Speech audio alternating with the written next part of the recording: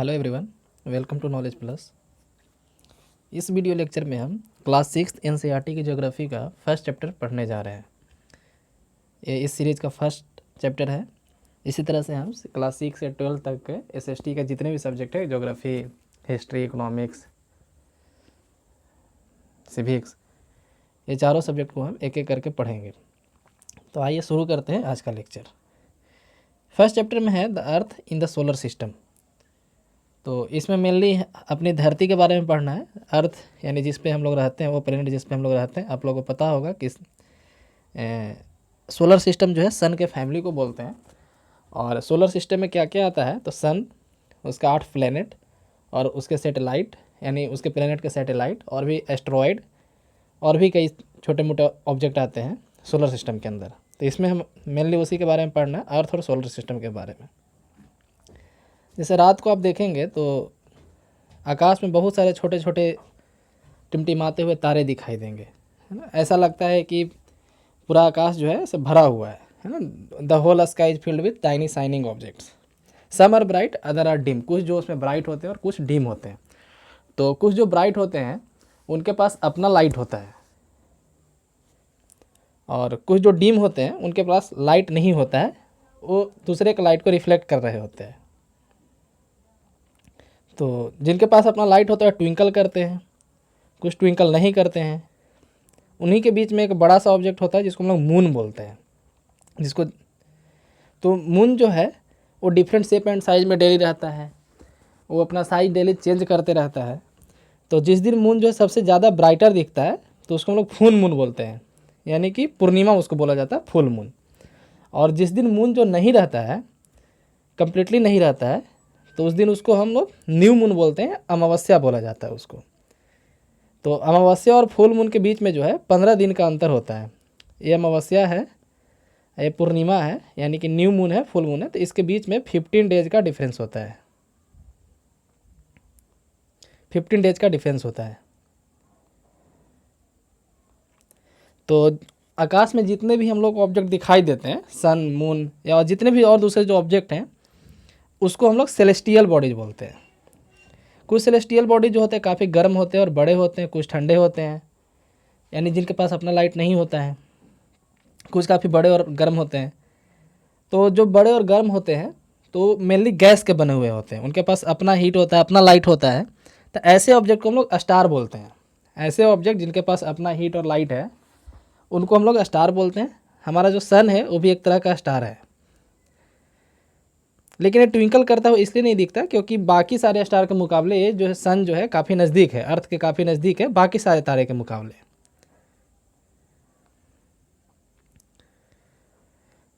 फिर आगे बढ़ते हैं तो यहाँ पे एक टर्म आता है कॉन्स्टेलेशन। कॉन्स्टेलेशन क्या होता है, तो तारे के समूह को कॉन्स्टेलेशन बोलते हैं। जैसे रात को आप देखेंगे तो बहुत सारा पैटर्न बनता है, स्टार्स के बीच में बहुत सारा पैटर्न बनता है। तो उसी खास पैटर्न को जो है लोग उसको कॉन्स्टेलेशन बोलते हैं। जैसे एक कॉन्स्टेलेशन है जिसका नाम है उर्सा मेजर, जिसको बिग बियर के नाम से भी जाना जाता है, वो काफ़ी इजीली रिकॉग्नाइज किया जा सकता है। उसको सप्तर्षि भी बोलते हैं। सप्तर्षि जो है, सप्तर्षि नाम का मतलब हुआ 7 ऋषि का ग्रुप है ना, ग्रुप ऑफ 7 ऋषि या 7 सेजेज जो भी बोल सकते हैं उसको। 7 साधुओं का या ऋषियों का समूह को हम लोग सप्तर्षि बोलते हैं। ये 7 तारों का ग्रुप है और एक उर्सा मेजर कॉन्स्टेलेशन का पार्ट है। उसी के बीच में एक पोल स्टार आता है, जैसे यहाँ पे दिख रहा है। ये पोल स्टार जो है फिक्स्ड प्लेस पे रहता है, इसका जो जगह जो है फिक्स होता है, ये हर जगह से सेम जगह दिखाई देता है। इसीलिए इसका यूज जो है पहले लोग जो है डायरेक्शन देखने में करते थे। डायरेक्शन पता करने के लिए पोल स्टार का या नॉर्थ स्टार का यूज करते थे। पोल स्टार को ही हम लोग नॉर्थ स्टार भी बोलते हैं, पोल स्टार को ही नॉर्थ स्टार भी बोला जाता है। और ये हमेशा सप्तर्षि के आसपास ही होता है, इसलिए इसको हम लोग ईजिली रिकॉग्नाइज कर सकते हैं। कुछ सेलेस्टियल बॉडी के पास अपना हीट और लाइट नहीं होता है, वो दूसरे के हीट और लाइट के से काम चलाते हैं, तो उसको हम लोग प्लेनेट बोलते हैं। जैसे हमारा अर्थ भी एक तरह का प्लेनेट है। प्लेनेट वर्ड जो है ग्रीक वर्ड प्लेंटिया से आया है, जिसका मतलब होता है वांडरर, यानी घूमने वाला। तो प्लेनेट पे घूमने का ही काम करता है, स्टार के चारों ओर चक्कर लगाते रहता है। तो प्लेनेट वर्ड जो है ग्रीक वर्ड प्लेंटिया से आया है, जिसका अर्थ होता है वांडरर।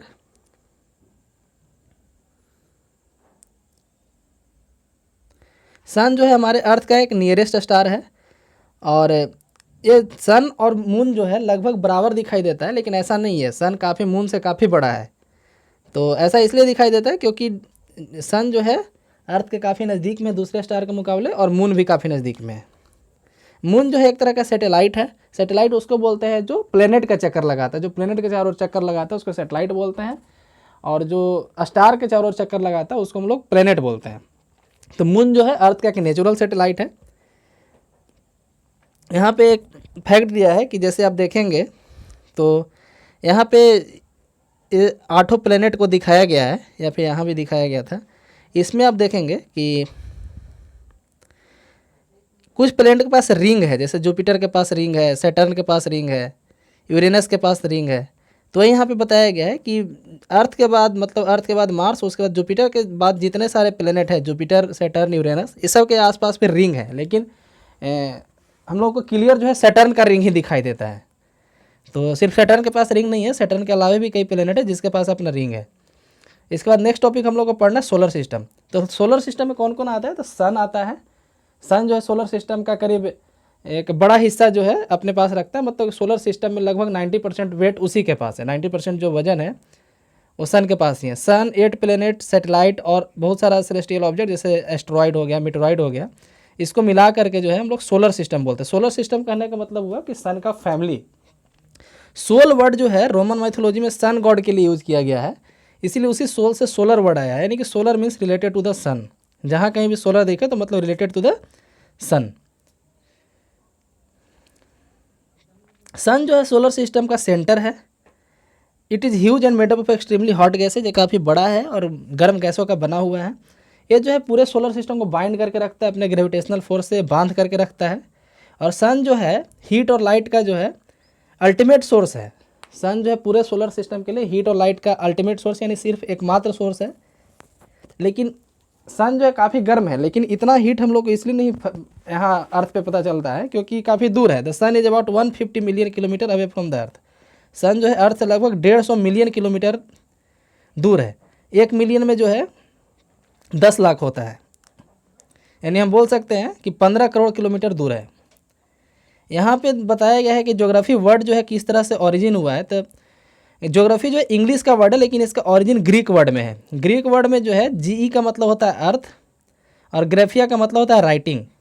जैसे यहाँ पे दिखाया गया है, जियोलॉजी मतलब स्टडी ऑफ अर्थ। जियोलॉजी क्या होता है, जियोलॉजी होता है स्टडी ऑफ अर्थ। जियोमेट्री यानी कि मेजरमेंट ऑफ द अर्थ, और जियोल्ड मतलब resembling the shape of earth है, जियोइड इसको बोलते हैं, GEOID। ये अर्थ के शेप को बोला जाता है, मतलब अर्थ का एक स्पेशल शेप है। अर्थ कोई खास शेप का नहीं है, जैसे कम्प्लीटली स्फेयर भी नहीं है, ये ऊपर और नीचे में थोड़ा सा चपटा हुआ है, तो इसका कोई खास शेप नहीं है, इसलिए इसके शेप को हम लोग जियोइड बोलते हैं, GEOID। सोलर सिस्टम में 8 प्लेनेट है। यदि देखा जाए तो सबसे पहले जो सन के डिस्टेंस के मुकाबले में देखा जाए तो सबसे पहले मरकरी है, उसके बाद वेनस, अर्थ, मार्स, जुपिटर, सैटर्न, यूरेनस और नेपच्यून। और यदि साइज में देखा जाए तो सबसे बड़ा जुपिटर है, उसके बाद सैटर्न, उसके बाद यूरेनस, नेपच्यून, उसके बाद अर्थ, यानी अर्थ 5वें नंबर पे आता है, उसके बाद वेनस, मार्स और लास्ट में मरकरी, यानी मरकरी सबसे छोटा प्लेनेट है। कोई भी प्लेनेट जो है उसका एक फिक्स्ड ऑर्बिट होता है, यानी कि जिस रास्ते पे वो सूरज का चारों तरफ चक्कर लगाता है उसको हम लोग ऑर्बिट बोलते हैं। मरकरी सबसे नज़दीक में है, लेकिन सबसे गर्म जो है वेनस है, सबसे हॉटेस्ट प्लेनेट जो है वेनस है।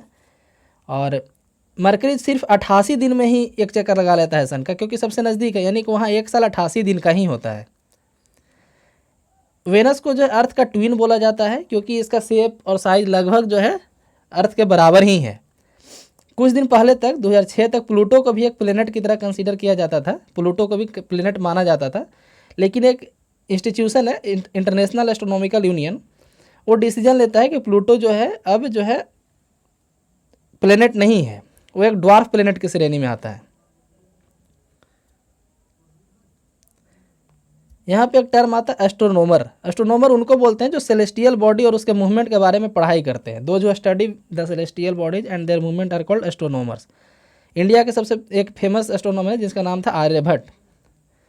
अर्थ जो है, अर्थ सन से डिस्टेंस के मुकाबले में तीसरा प्लेनेट है और साइज में 5वां बड़ा प्लेनेट है। एक पोल के पास यानी कि अपने ध्रुव के पास जो है थोड़ा सा फ्लैटेंड है, थोड़ा चपटा है, इसलिए इसके शेप को हम लोग जियोइड बोलते हैं, यानी अर्थ लाइक शेप। अर्थ पे लाइफ को सपोर्ट करने के लिए काफ़ी फेवरेबल कंडीशन है। तो जहाँ कहीं भी लाइफ को सपोर्ट करने के लिए फेवरेबल कंडीशन होता है उसको बोलते हैं Goldilock zone. Goldilock zone, GOLDILOCK। Goldilock zone कहने का मतलब होता है कि ऐसा जगह जहाँ पे लाइफ सपोर्ट हो, मतलब कि जहाँ पे लाइफ के लिए फेवरेबल कंडीशन हो उसको हम लोग गोल्डीलॉक जोन बोलते हैं। तो अर्थ उसी जोन में आता है, यानी न ज़्यादा गर्म न ज़्यादा ठंडा, और यहाँ वाटर भी है, एयर भी है, जो जीने के लिए काफ़ी सर्वाइवल है, यहाँ ऑक्सीजन भी है।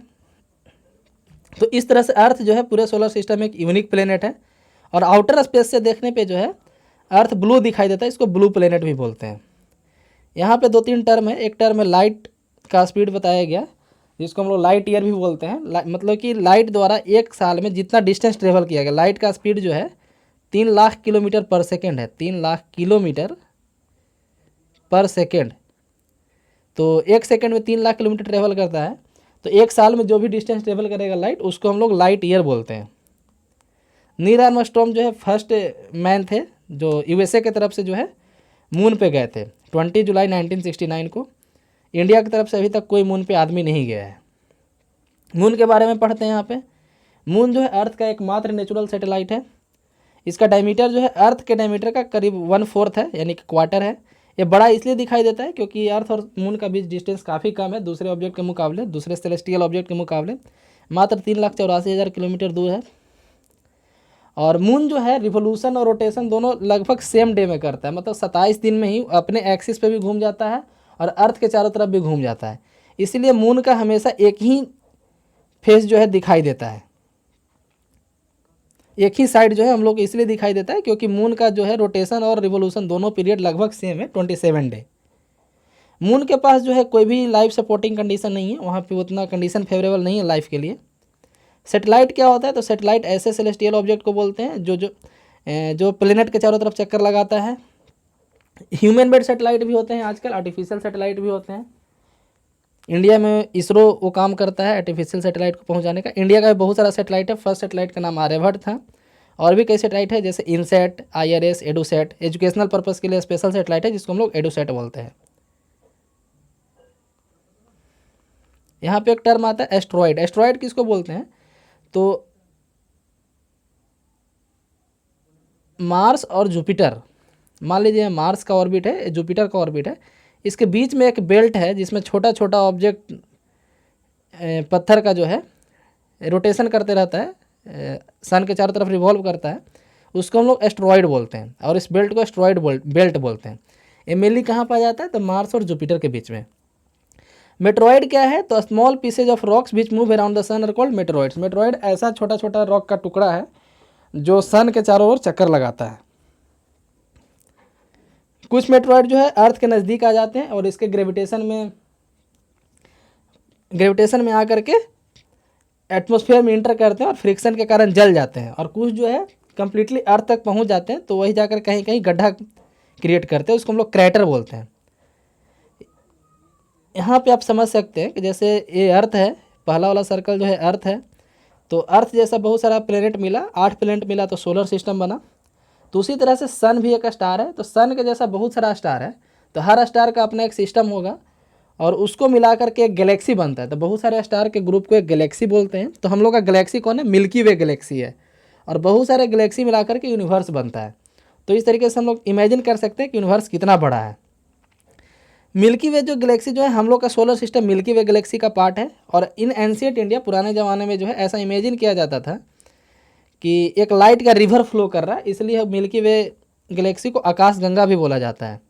गैलेक्सी में बहुत सारे स्टार होते हैं और बहुत सारे गैलेक्सी मिलकर के यूनिवर्स बनाते हैं। तो इस तरह से फर्स्ट चैप्टर यहाँ पे समाप्त हुआ। धन्यवाद।